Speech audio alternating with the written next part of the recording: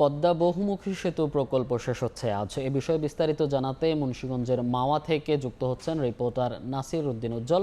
সরাসরি যাচ্ছি তার কাছে। পদ্মা সেতুর ইতিহাসের একটি গুরুত্বপূর্ণ দিন আজ।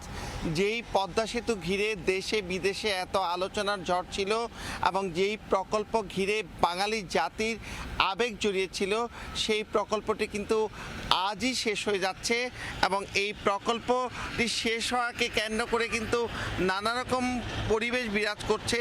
এখানকার যারা প্রকল্পের সঙ্গে সম্পৃক্ত ছিলেন তারা কিন্তু সকলেই যারা অন্যান্য পদে চলে যাবেন। বিশেষ করে যে এই সেতু নির্মাণ করতে এসে সড়ক জনপথ, রেল বিভাগ এবং বিভিন্ন দপ্তর থেকে কিন্তু প্যাশনে এখানে নিয়োগ দেওয়া হয়েছিল, তারা কিন্তু আজকে শেষ কর্মদিবস পালন করতে যাচ্ছেন।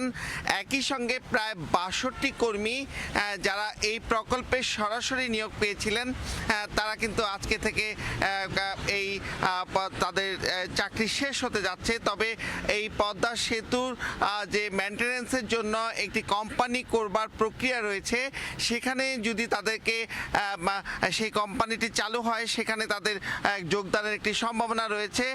নতুবা কিন্তু এই প্রকৌশলী সহ বিভিন্ন পদের এই ৬২ কর্মী কিন্তু নানা রকম চ্যালেঞ্জ রয়েছে, তবে তারা আশাবাদী এটি শীঘ্রই হতে যাচ্ছে।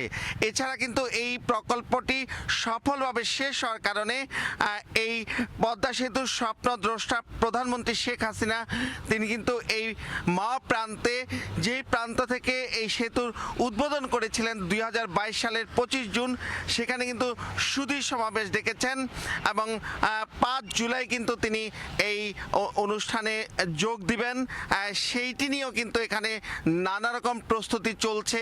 এই অঞ্চলের মানুষের মধ্যে কিন্তু একটি বিশেষ উদ্দীপনা কাজ করছে, কারণ পদ্মা সেতু প্রকল্প সম্পন্ন হচ্ছে আজ, কিন্তু এর আগে থেকে কিন্তু এই সুফল পাচ্ছে দক্ষিণের মানুষ এবং এই দক্ষিণা দুয়ার খুলে যাবার কারণে এই অঞ্চলের আর্থ সামাজিক অবস্থায় যে বৈপ্লবিক পরিবর্তন ঘটেছে সেটি কিন্তু বিস্ময়কর। যা আশা করা হচ্ছিল তার চেয়ে বেশি কিন্তু সুফল পেতে চলেছে মানুষ এবং এই দক্ষিণের উৎপাদিত কৃষি পণ্য থেকে শুরু করে সেখানকার মাছ এবং সেখানকার নানা রকম যে উৎপাদিত পণ্য সেগুলো কিন্তু রাজধানীতে দ্রুত পৌঁছাতে পারছে। একই সঙ্গে দেশের অন্যান্য অঞ্চলের পণ্য কিন্তু দক্ষিণের জনপদে প্রবেশ করতে পারছে।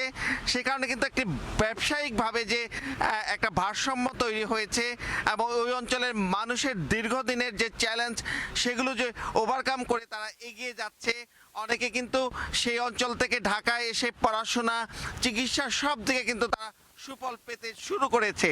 সেই কারণে কিন্তু এই পদ্মা সেতু এই অঞ্চলের মানুষের একটি বড় আশীর্বাদে পরিণত হয়েছে এবং এই পদ্মা সেতু থেকে যে বিপুল রাজস্ব আদায় হচ্ছে সেটাও কিন্তু সরকারের অর্থনীতির চাকায় একটি বড় শক্তি বিরাজ করছে এবং কর্তৃপক্ষ বলছেন তাদের যে টার্গেট তার চেয়ে বেশি কিন্তু রাজস্ব এখানে আদায় হচ্ছে, যেটি প্রতিদিন ২ কোটি টাকারও বেশি রাজস্ব কিন্তু আদায় হচ্ছে এখান থেকে।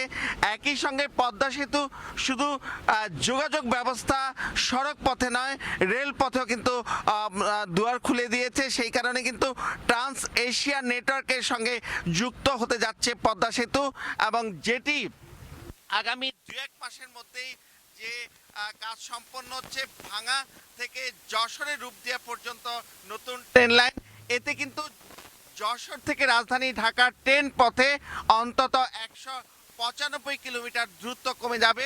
সেই কারণে ট্রেনও কিন্তু নতুন একটি অধ্যায় রচিত হবে। এছাড়া ট্রান্স এশিয়া নেটওয়ার্কের সঙ্গে যুক্ত হওয়ার মধ্য দিয়ে যে এই পদ্মা সেতু দিয়ে কিন্তু দ্বিতল ট্রেন চলারও সুযোগ থাকবে। এই ট্রেন এবং সড়কই শুধু নয়, এই পদ্মা সেতু ঘিরে কিন্তু যে হাই ভোল্টের যে বৈদ্যুতিক খুঁটি নির্মাণ করা হয়েছে, সেই ৭টি খুঁটির মধ্য দিয়ে কিন্তু রামপাল এবং পায়রা থেকে বিদ্যুৎ রাজধানীতে প্রবেশ করতে পারছে এবং সেটিও কিন্তু বৈদ্যুতিক ক্ষেত্রে অনেক বেশি গুরুত্ব বহন করছে। এছাড়া দ্রুতগতির ইন্টারনেট এবং টেলিফোন লাইনও কিন্তু এই পদ্মা সেতুর উপর দিয়ে বিরাজমান। এছাড়া যে গ্যাস লাইন স্থাপন করা হয়েছে সেইটির সুফলও কিন্তু শীঘ্রই আসবে। তাই এই পদ্মা সেতু ঘিরে নানা রকম সম্ভাবনা হাতছানি দিয়ে ডাকছে। এই ছিল আমার কাছে পদ্মা সেতু প্রকল্পের পরিসমাপ্তির সবশেষ। সরাসরি যুক্ত ছিলাম পদ্মা সেতুর মাওয়া প্রান্ত থেকে।